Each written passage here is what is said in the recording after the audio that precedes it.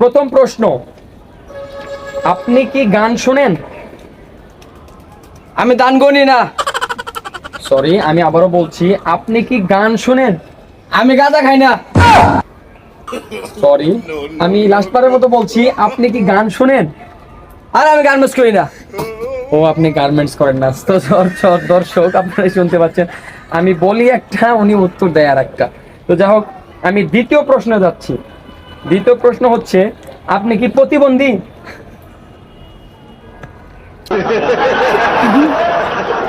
আমি আবারও বলছি, আপনি কি প্রতিবন্ধী?